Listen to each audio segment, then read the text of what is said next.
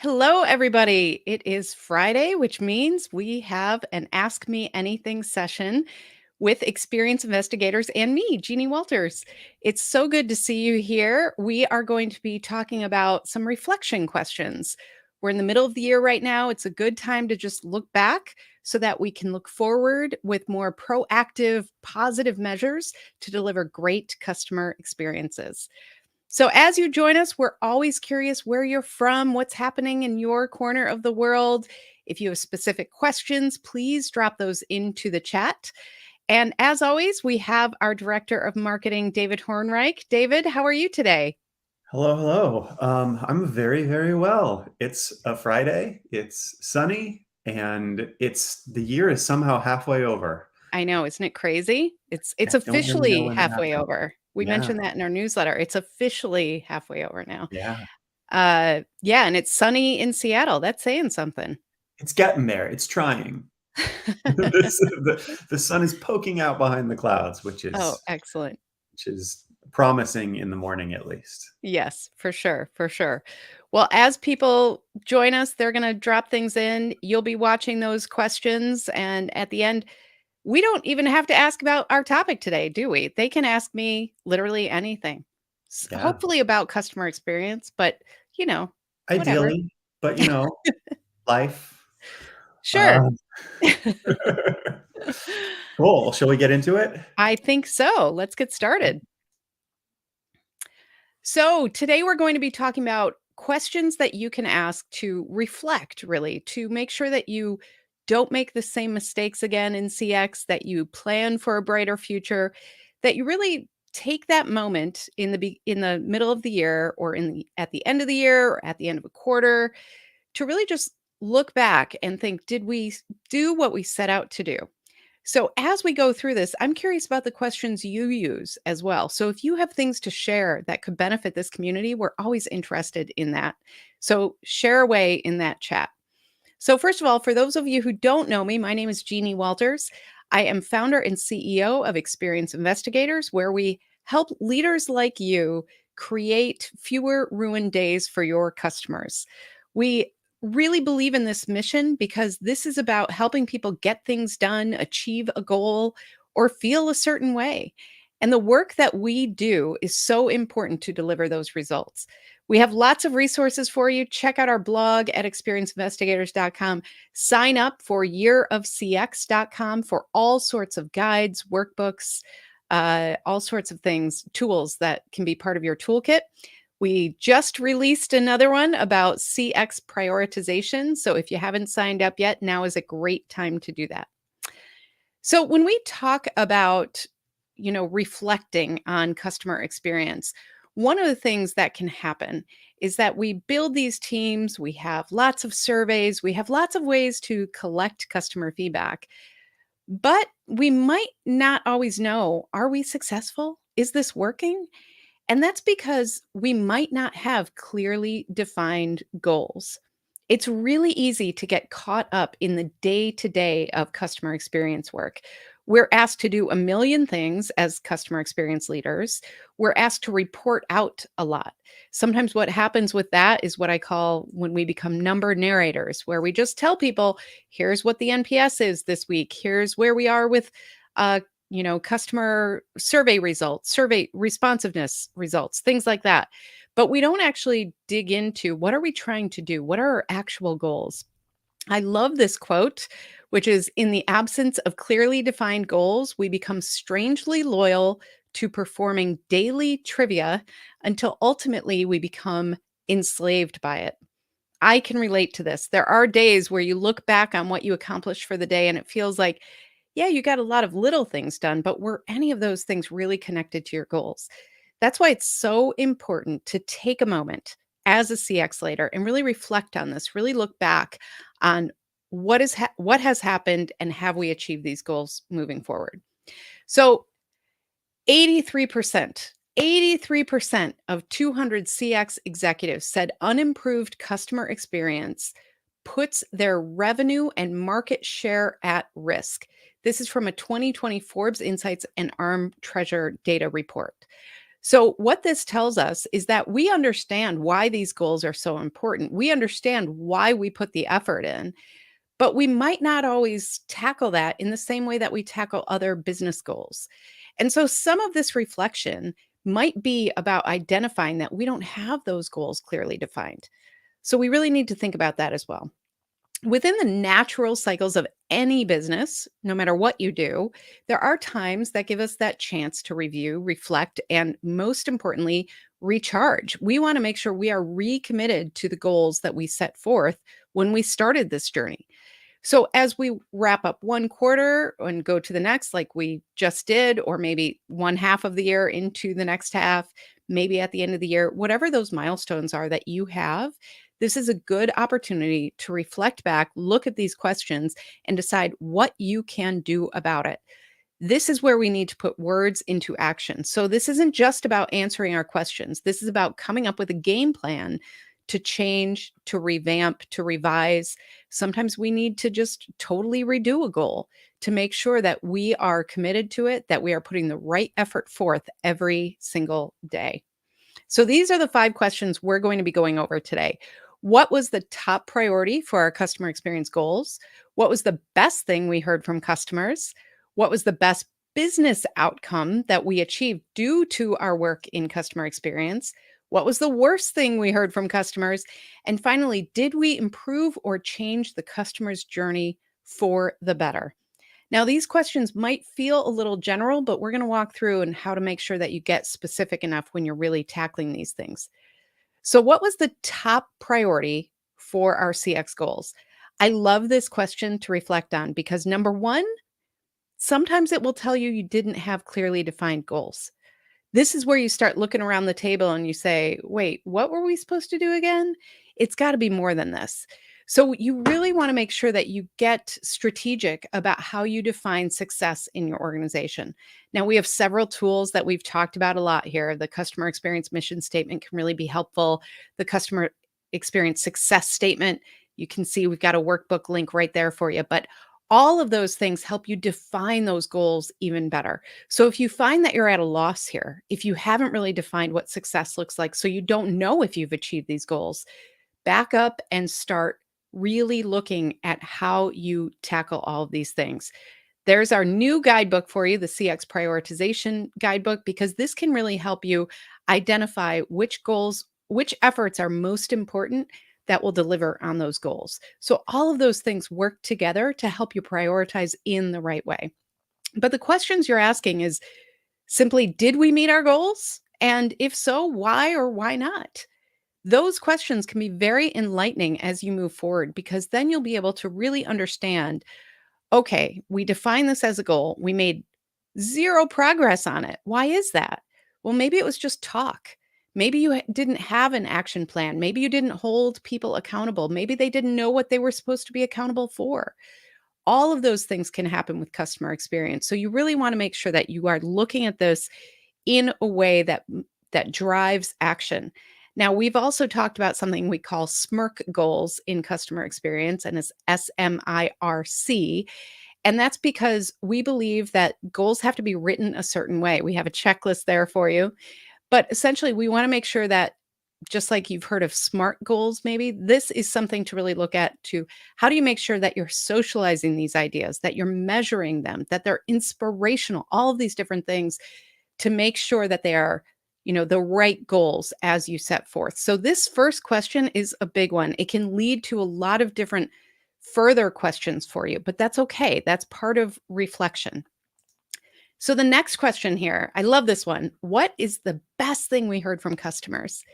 It is so easy to focus on complaints and the negative and all of those things, but really, there are customers who love what you're doing. They tell you about the great employee that saved them. They tell you about the time that, you know what, your mobile app was exactly what they needed in that moment. They tell you how impressed they were that their delivery was brought early instead of late in this world where everything seems to be late. So they say these things to you, but sometimes we gloss over that. We don't spend a lot of time on the positive. It's really powerful to ask this question, especially if you have that CX team, Because if you are asking this question of everybody, they might tell you a bunch of different things. And by sharing that, by socializing it, by celebrating it, you're doing a couple of things. One is you are going to make sure that that specific employee, that process, whatever that is working, you want to make sure it continues to work. You want to make sure that you provide that feedback directly to that employee and say, "Look, we heard all this great stuff about what you're doing. We want to recognize that and reward it." So it can help your culture. It can also help you identify where are the best practices that maybe are hidden in the customer journey. And what I mean by this is some of the best employees out there, they actually create workarounds, don't they? If a process isn't working for them and the customer, they create these workarounds. Well, if they're doing something that other people could learn from, or that maybe you need to improve a process based on what they're doing, this is where you want to look at it and come up with that game plan to move forward, to have the right action steps so that you can deliver on that moving forward. What was the best business outcome we achieved due to our work in customer experience? Now, this is another one that can lead to a lot of questions. If you have not connected the dots between the work that you're doing in customer experience and the business outcomes, the goals of your organization, if you are not able to connect those dots, now is the time to consider why not. Look at what are you measuring? How can you actually make sure that you can connect what you're measuring in customer experience to the rest of your organization? And how can you make sure that you are communicating that in the right way as well? This, again, a tool that we love here is that success statement because that will walk you through the questions. But you really want to take the time to ask, do we have the right data? Do we have the right information? Are we gathering the right insights so that we can tie this back to our organizational goals? But if you have identified all that and asking this question about what was the best business outcome, this is a great question again for your team, and it's a great thing to socialize and celebrate. You know what? We were able to reduce service costs by X% because we invested in training for our contact center. Something like that goes a long way.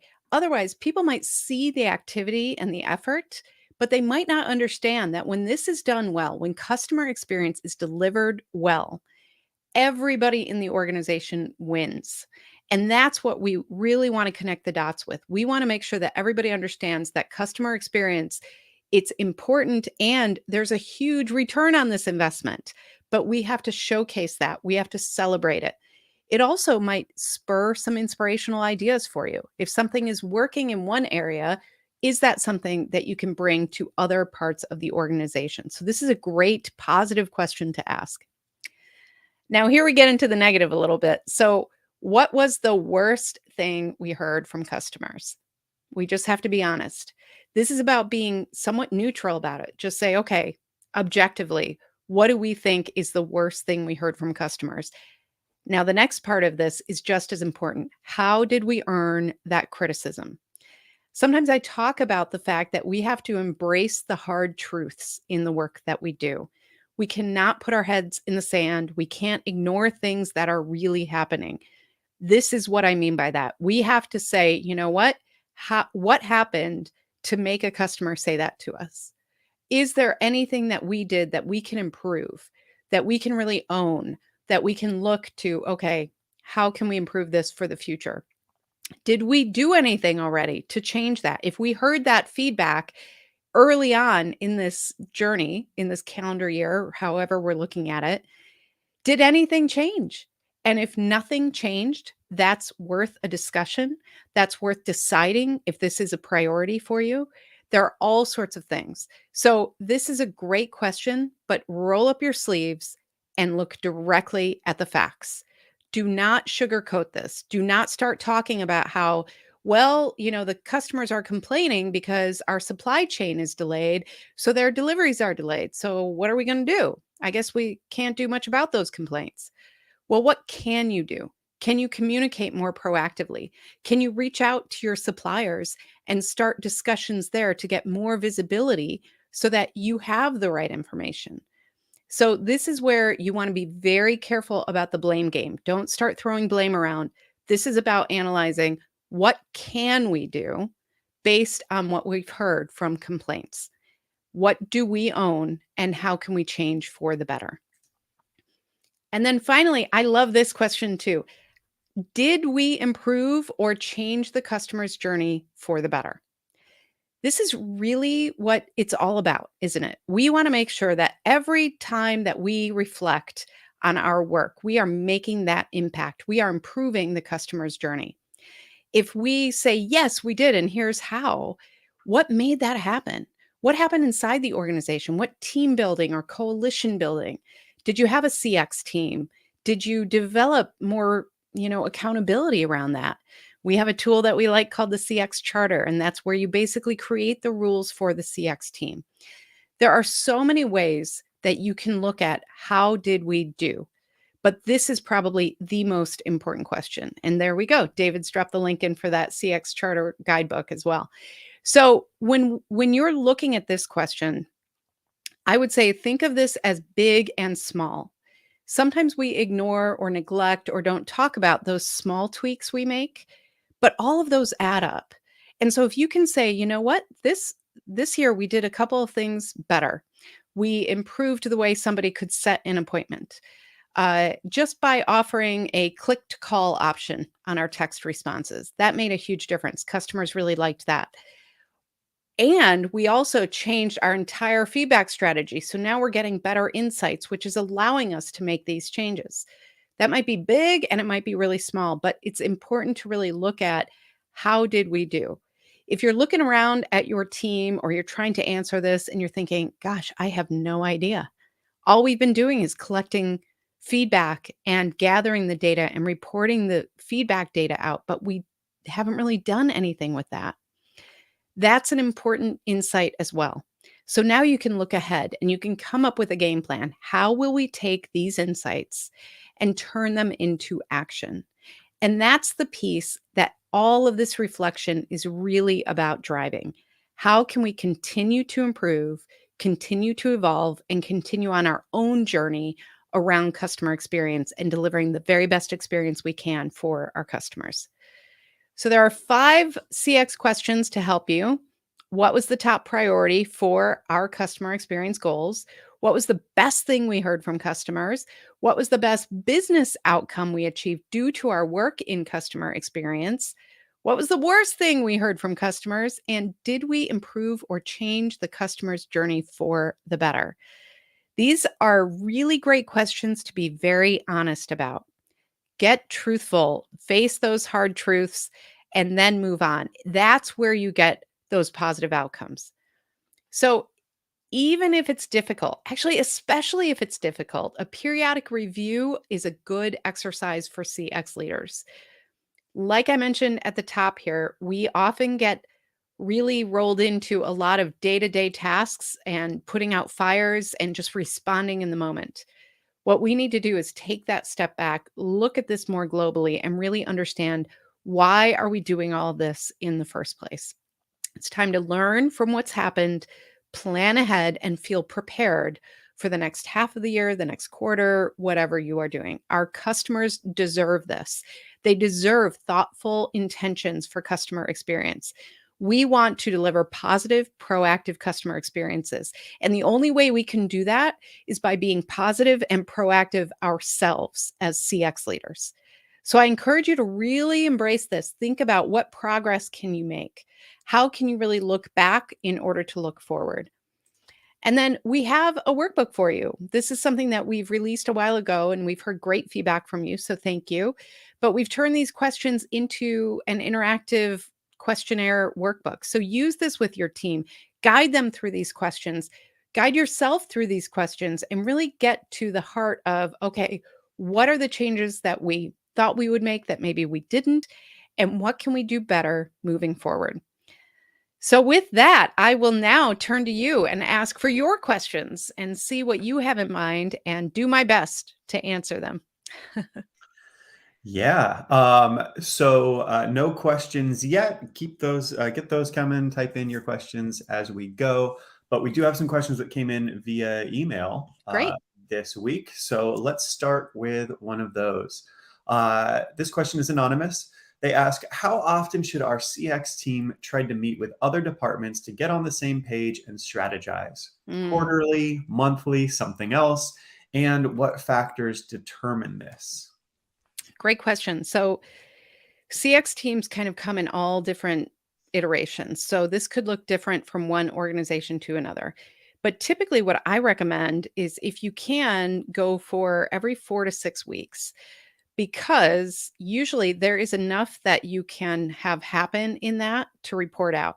The other thing that happens is if you have a regular feedback cadence, which I hope you do, and you have a true feedback strategy, which I hope you do, you are gathering insights on an ongoing basis. So by gathering the team and saying, okay, this is what we're hearing, that will help you prioritize. So I mentioned a couple tools that we like. One is a CX charter. So that is something that really creates the rules of the road for the CX team. You say, this is how often we're going to meet. This is what we expect.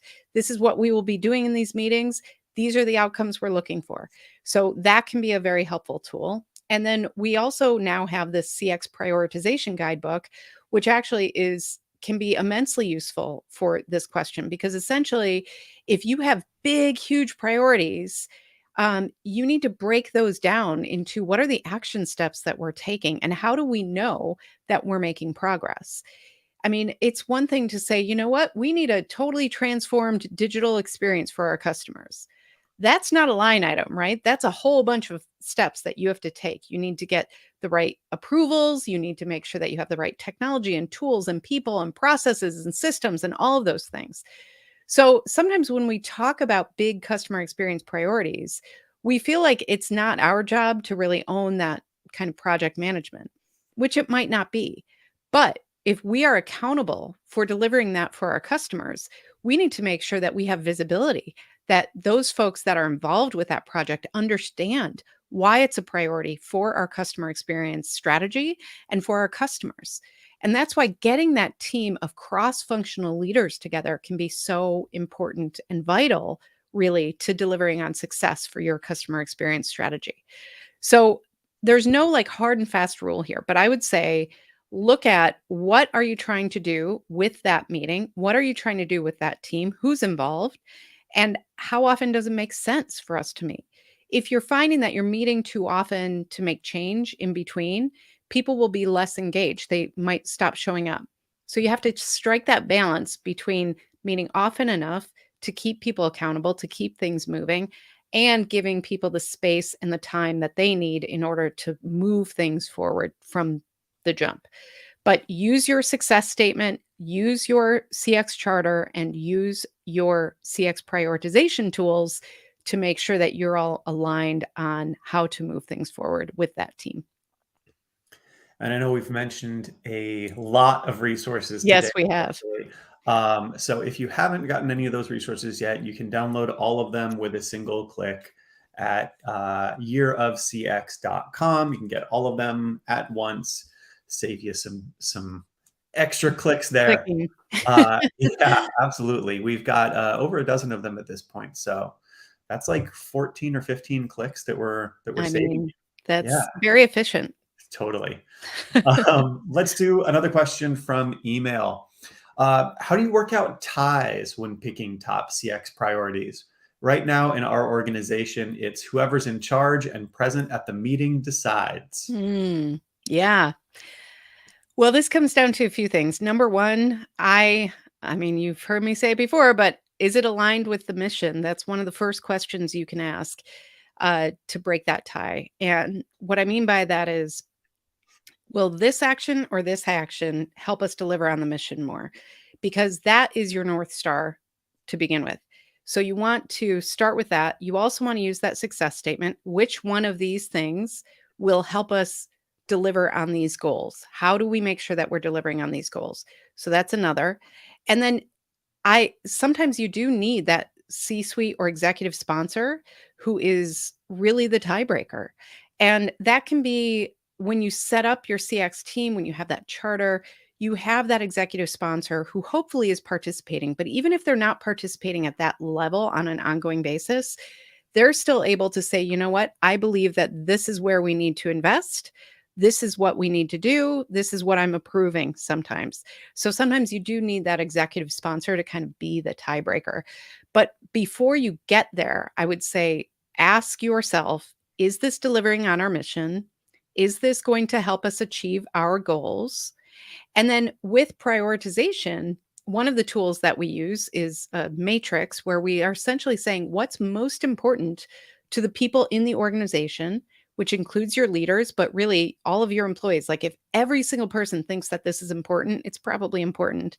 And then what will have that impact on your CX? What will have that positive impact? So there are all sorts of ways that you can do this.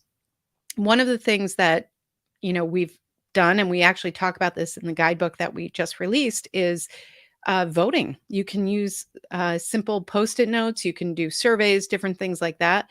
That can actually help break a tie as well, because if you see that the majority of people in the organization or the majority of leaders think this, then that can help guide your actions as well. So there's no perfect hard and fast rule here, but I would say always make sure you're aligned with the why and the goals, because if you can do that, that can actually help filter out a lot of those ties I found, because those ties are often started by departmental leaders who have their own goals. So they're talking about something that they know will help their goals over here, and somebody else is talking about something that will help their goals over here. And our job as CX leaders is to advocate for the customer and advocate for the things that will best serve our organization within those efforts. So that's where you can come together and say, okay, I know what you're saying. I know what you're saying, but this is why we're here. It's the mission, it's the success statement, and this is how we agreed to prioritize. That will help a lot of tiebreakers in the future. Love it. All right, we've got one more question from email.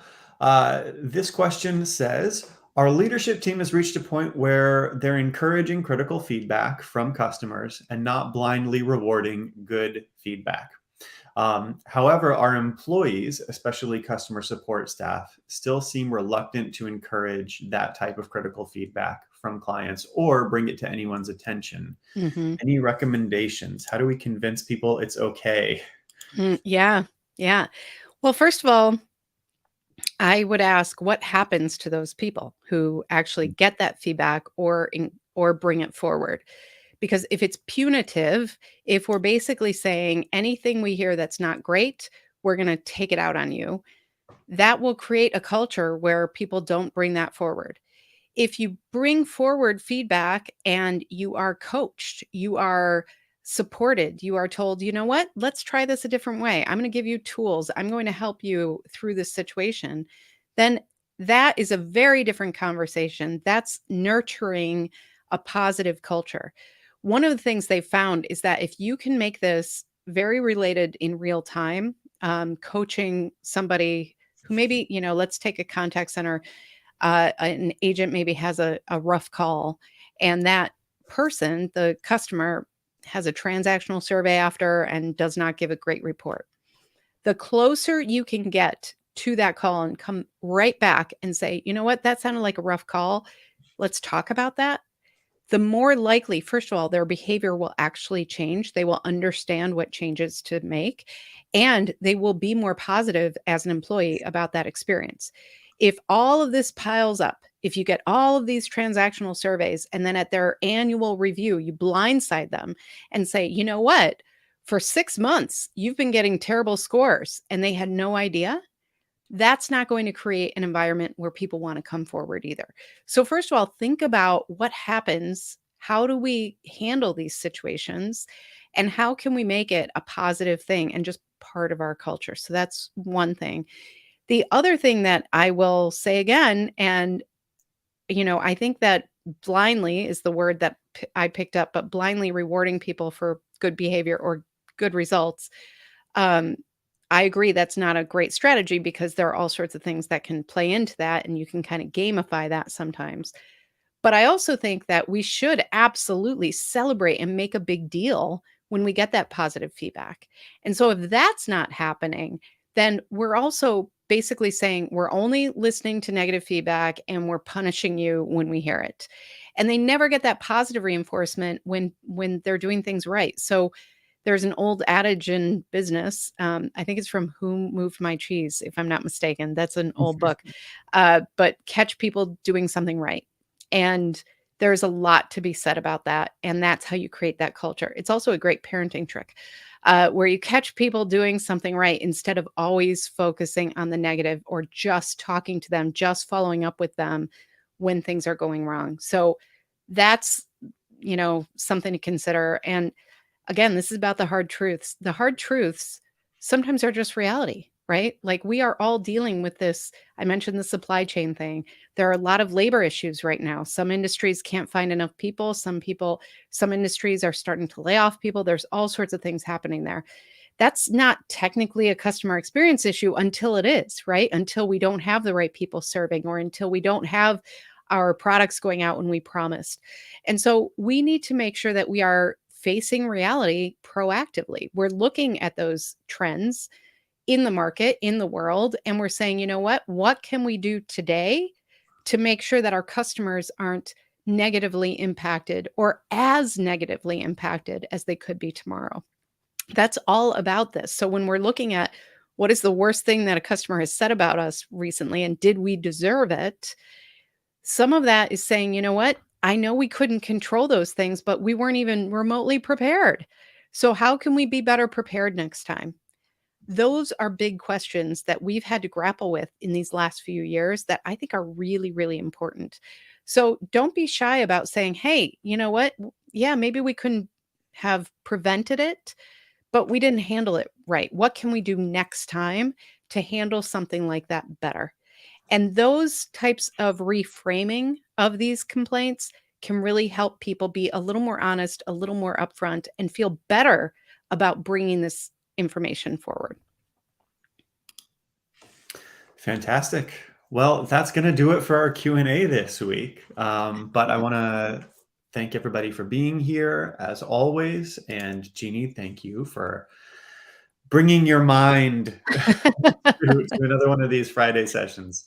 Well, thank you so much for all that you do, David. And I'm really excited about this prioritization guidebook that we just released because I think it's going to be super helpful. It's one of the biggest things that CX teams tackle is figuring out what do we do, when do we do it, what's most important, and it's something that we get asked a lot about. And so hopefully the tools in this guidebook can really be part of your toolkit moving forward, which is exciting. Absolutely. Yeah. So, well, thank you everybody for being here. And thank you for all the work that you do. I always appreciate that this is a group of empowered leaders who are really focused on delivering great experiences for their customers. And as you know, I think that creates a better world for all of us. By being here today, you are helping us live our mission to create fewer ruined days for customers. And we always love to hear from you. So reach out in any way that you feel is good for you. Our site has a lot of different resources at experienceinvestigators.com. And you can find all of these recorded webinars. We do these live sessions, and we've done, I think, more than 70 now. And those are all recorded and on our YouTube channel. So you can check that out as well. There it is right there. Thank you, David. All right. But I really appreciate everything that you do. I wish you a lot of good fortune as we look to the next half of the year. And we are going to be here, I think, in a couple weeks. So if you don't know about our newsletter, that's a great way to sign up and be aware of these upcoming events. Otherwise, just keep doing what you're doing and good luck with your reflection and your planning and moving ahead with proactive, positive intention. Thank you so much. See you next time.